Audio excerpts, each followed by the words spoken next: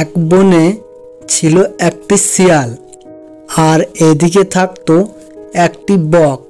একদিন শিয়াল বক পাখিকে বলল, এই যে বক বন্ধু, অনেকদিন ধরে এই জঙ্গলে একসঙ্গে আছি, কিন্তু তুমি তো কোনোদিন আমাকে তোমার বাড়িতে ভোজনে নিমন্ত্রণ করলে না। তখন বক বলল, হ্যাঁ শিয়াল বন্ধু, তুমি ঠিক বলেছ, তুমি তো শিয়াল পণ্ডিত। একদিন তোমার বাড়িতে না হয় ভোজনের ব্যবস্থা করতে।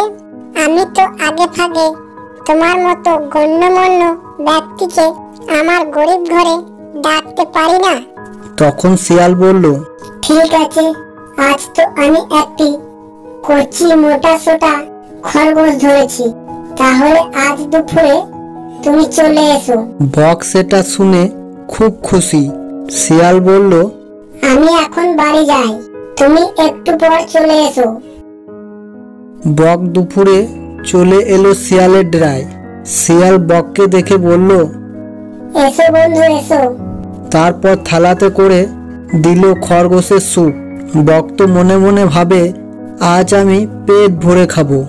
আর শিয়াল মনে মনে বলে, আমি কষ্ট করে খরগোশ ধরলাম, আমি না খেয়ে তোমাকে খাওয়াবো। বক কোনো রকমেই থালা থেকে স্যুপ খেতে পারলো না। তখন বক বলল, আমাকে একটি জারে করে দাও, না হলে তো আমার লম্বা ঠোঁটে করে খেতে পারবো না। শিয়াল বলল, আরে বন্ধু, এই থালা ছাড়া আর কোনো পাত্র নেই। শিয়াল বলল, এই দেখো। এইভাবে খাও। এই বলে সে দেখাতে গিয়ে নিজেই স্যুপটি খেয়ে নিল। বক দাঁড়িয়ে দাঁড়িয়ে দেখলো।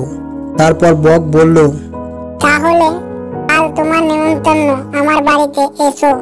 এই বলে সে চলে আসে। একদিন শিয়াল তার ডেরায় আসে। বক তাকে একটি কলসিতে করে খেতে দিল। সেই কলসিতে শিয়ালের গলা ঢুকবে না। শিয়াল চোখে দেখে, কিন্তু সে আর জিভে করে খেতে পারল না। তখন বক মনে মনে বলে, কি শিয়াল পণ্ডিত, নিজেকে খুব চালাক ভাবো তাই না? তখন বক তাকে বলে, এইভাবে ঠোঁট দিয়ে ডুবিয়ে ডুবিয়ে খাও।